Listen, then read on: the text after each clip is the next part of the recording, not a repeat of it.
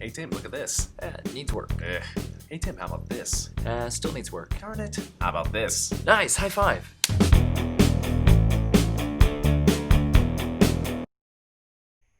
Hey everybody, how's it going?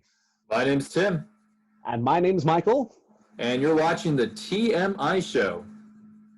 That's the Tim and Michael Information Show. And today we're going to be talking about deliberately practicing your craft. Even if we've talked about it kind of briefly before, it's always one of those good things to revisit.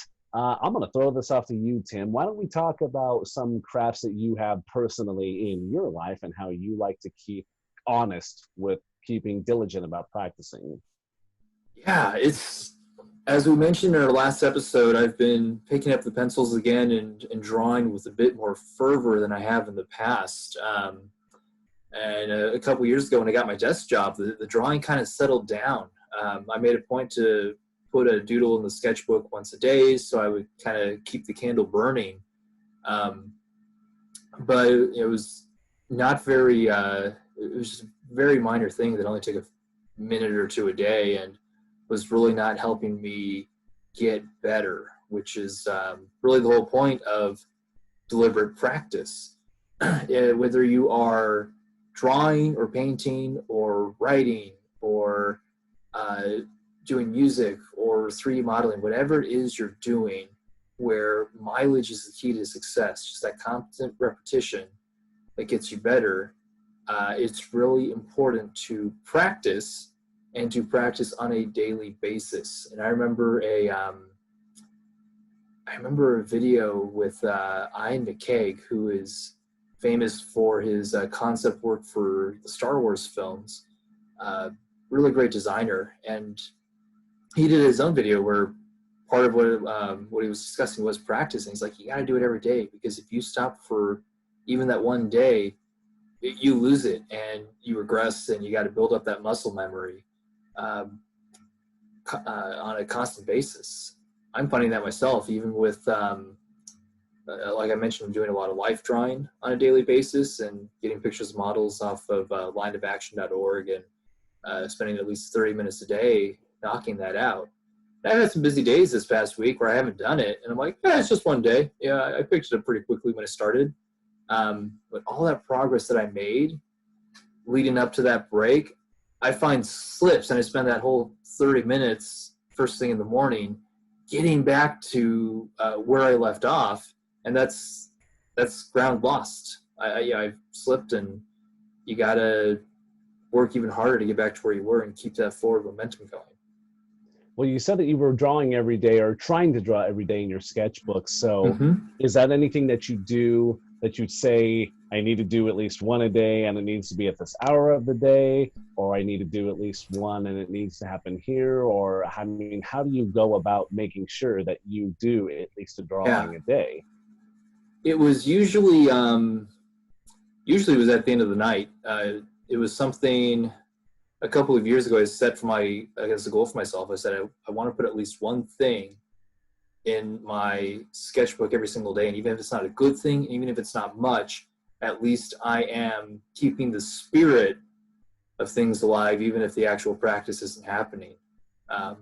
So a lot of it was really just mental trackage. Just, I'm about to brush my teeth and go to bed. I got to get it done, and that's it's really what kept me going for a couple of years. And then even this last year, I've been really bad about it up until recently, and slipping on that. So I'm not sure if that was the wise insights. Have you ever done a again, the great thing about our talks in the show is there's never really any direct answer, as I think it's more about talking about it and just keeping ourselves honest and figuring out, is there an actual answer to this? You know, and I was going to say, have you ever done a draw or an Inktober? I have. I see my artist friends do them all the time. I've never done a single one, not even started one. I think it's usually because I find out about it a couple of days in, and it's so easy to just say, oh, well, I've missed the first two. Why start now? Or I'm doing my own thing. Why would I interrupt that for this? I got to tell you, I've done Inktober once. Mm-hmm. And I did it every day, and it was kind Oh, of good. crazy. Like, I think there's that little hurdle in the beginning where you tell yourself, and I don't want to call us out, but I think we give ourselves excuses as Mm-hmm. artists sometimes, you know, Absolutely. and I mean, it's a very honest reason that you had, like, oh, I've already missed 2 days, you know. But I suppose what's stopping us from doing the first two prompts in the third day? Time, maybe. Mm-hmm. That's honest. Okay, you can say that time maybe stops you. Yeah. Not being with your drawing space. You know, some people need to have their Mm-hmm. specific space that they're working in. Not having your drawing book with you, even though I think every single one of our instructors that you and I had would tell us you should always have your drawing book on you, Mm-hmm. right? You know, I so almost always have at least a pen with me. And if you have a pen, paper will come. ooh, fancy. The nice thing is I've got like at least 4 or 5 sketchbooks that aren't completely filled to the brim yet because Okay. I've got them in different areas. I've got an empty book like in my bag that I carry. There's another one that's like with my music stuff, you know. Mm-hmm. There's one in the car, you know. Like I do know that I have like a squirrel. I've hid my acorns around everywhere. So if I ever need to get to one, I can just find it, even though sometimes I do forget like where they all are. One day I cleaned my room and I found like 3 of them and I was like, oh, look at this. So what did I do? I hid them all again, you know, so I can pull them whenever I want to, because that's a big thing for me when I'm like, oh, I want to draw and then I don't get to, you know. The other thing is, I think we talked briefly about making sure that things are still fun. Mm-hmm. It can be work if you let it be work. And I'm probably going to tell certain people that if you are doing something creative and you're not having fun with it ever, then guess what? I don't think that thing is probably for you. Mm-hmm. My friend, she just started picking up a bass, and we had a little video chat session where we practiced some things together. She loves it. And she's picking it up like that, not just because she's already a talented dancer and an amazing sketch artist too, but I mean, like, she can, I think, just look at anything and do it. But this particular thing with the instrument, she loves doing it. There's nothing that's making her forcefully do it other than she wants to. I tried playing trombone in 4th and 5th grade, you know, had to stop doing it because, you know, my other grades were slipping. But when I picked up a guitar, you know, like, that was it for me. And I played it every single day. You know, yes, I played the guitar. No, when I was playing trombone in 4th and 5th grade, you know, my other grades were slipping, and my mom asked, like, you know, you're not focusing enough on your regular schoolwork, but also you're not practicing your trombone. I don't see you practicing, or I don't hear you practicing. And then I stopped and I thought about that. I'm like, she's right. I don't, you know? And so I Yeah. decided not to do it anymore. And then when I got my guitar in high school, you know, when I got this, I played this every day. Nobody told me to. I just loved doing it. And so I think that's a really big, important thing to remember, that if you are going to be doing something and trying to keep yourself honest and diligent about it, make sure you're having fun. Because again, if you're not having fun, it's probably not the thing that you should be doing. It reminds me of something. Have you ever had a class with Mike Sheehan over at Fullerton? No, I never did. I never had one with me either, but I happened to sit next to him during one of the easel life drawing Friday nights, which, by the way, speaking of that, are you having fun doing it? I think the fact that so many people, when Friday night rolls around, they decide, I'm going to go to school and spend 3 hours drawing at the start of my weekend. I think that's really telling. But I was sitting next to Mike for one of those, and he says he meets a lot of people where he kind of assesses what they're doing with their drawings, or how often they practice, or rather their reluctance to practice. And he says, you know, they're not in love with doing the art. They're just in love with the idea of being an artist and being this guy who designs stuff for movies or comic books or video games. But when it comes time to actually do that, put in the mileage and the work, it suddenly some of the glamour goes away and those people may start to fall off. And what you have left are the people who just love picking up a pencil. And he's one of those guys. He's like, if I have 5 minutes of time, I'm drawing. And like you said, he's always got a sketchbook with him. He's always got pencils or pens or what have you. And he's filling that up because he just loves doing it. I think it's fantastic that something that we started a long time ago at the school is still going and has become so much more than we ever could have envisioned it being. You know what I mean? Like, I remember sitting down with Christina and Eric and Alora and Oh my gosh. a couple people just sitting down and talking about why don't we have a club for the art department, you know, that could be anything we wanted it to be, you know. And I forget who came up with easel, you know, like if it was one of the girls or, you know, like I wasn't involved in any of that. But the fact that I got but the fact that you know, you get an invitation way later for the live drawing, I'm like, it's still going. Yep. It's still happening. Like, that's like such a. Actually, yes, they're doing. And I've actually modeled for them. I've modeled for them twice. Great. What were your costumes?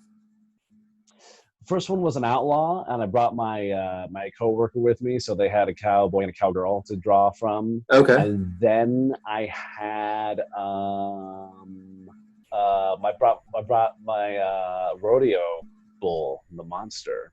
Okay. I brought Bo with me. Yeah. So that was a lot of fun. I had to have a handler with me, my friend Laura, because when I'm in the thing, it just kind of becomes you, and I don't speak, you know. So having a bull wrangler helps a lot, you know. Well, I'm glad the method acting is on point. So. And I was looking forward. Thanks, man. Yeah. And I was looking forward to doing more, but obviously the le pandemic. So we'll see what happens when we all get back to it. Well, you may want to reach out to them. This was a while ago, but I saw at one point they were doing life drawing via Zoom meetings, which actually a lot of usual practitioners have adopted doing that. So there may still be an opportunity. So I think Tony good. I've got a couple ideas for them now. Yeah, perfect. So, but we were talking about practice before we got off on this delightful rabbit trail, which would be the story of our autobiographies if we choose to write them, I guess. Delightful rabbit trail. But yeah, I think and you brought up a good point about is this fun? Are you having fun doing this? And drawing is one of those things where it's so hard to start. And usually within a couple of minutes of starting, I'm having fun and I'm enjoying it and I'm glad I'm doing it. But for some reason, the prospect of starting can be so insurmountable. And I think, especially for our generation, we have grown up with such an incredible amount of instant gratification, just via the internet and social media and all these peripherals that just input stuff into our lives. I think the idea of, I have to work to have fun. What kind of fun is that? It's become foreign to us. You have to use your hands? That's a baby's toy. And it's so sad because this is what people just used to do for their own. They're like, oh, I'd like to enlighten myself and enrich myself, and I'm gonna pick up a craft, and that'll be my hobby. And it's weirdly that much harder to do now. But I'm glad you brought that up too, because get this. I've said this so many times, especially when I'm teaching at the schoolhouse at work. If you do something and you keep doing it, the more you do it, the better you're going to get at it. And that's that's something that our instructors told us over and over again. The more you do it, the better you'll get at it. And I think it is there that initial, oh, I'm not sure, when we're doing the thing and the instant gratification. I always tell Mm-hmm. people, think of it like driving a car. Some people are definitely afraid of driving a vehicle. I'm like, you know what? The first time you ever get inside a vehicle and you wrap your hands around the steering wheel and you press on the gas and you realize that all of this metal and machinery is moving because of you, yes, it can be a little daunting. However, if you did it every single day of your life, that goes away. I Mm-hmm. have a fear of heights.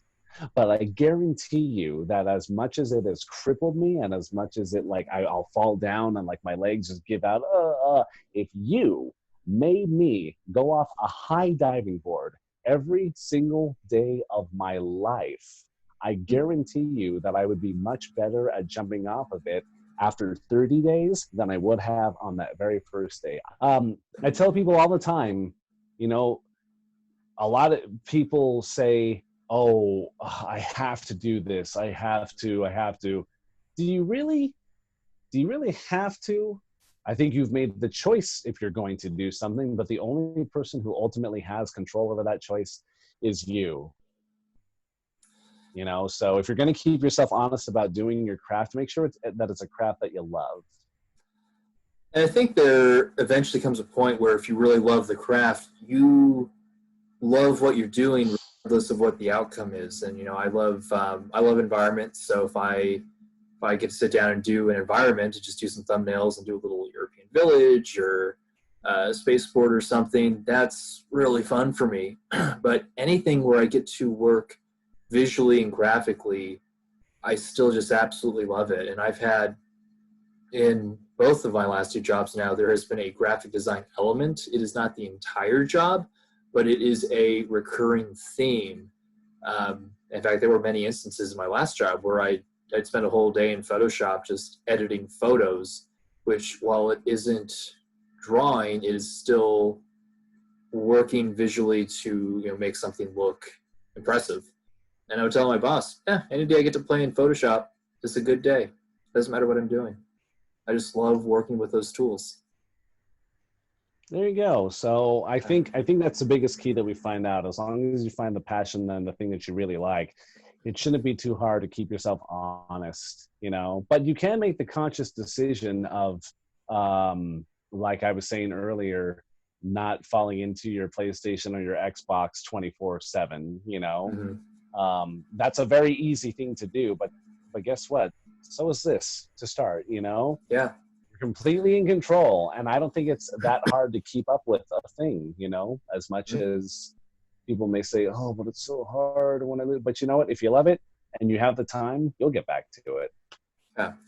I think another key thing is having an end goal in mind. And we talked about kind of the Inktobers and the things like that, the draw a day for a month, that you had done once and I've never done. And I think one of the reasons I'm a little loath to do them, even when I kind of know they're coming, is I have this impending sense that let's draw every single day, let's challenge ourselves to do that, is sort of a fragile state of mind, because as I've already sort of alluded to, if you miss one day, it's really easy to kill that momentum. It's almost like this house of cards you're building, and then you have that one misstep and the whole thing, your spirit can just collapse, and it can be hard to get back on the horse.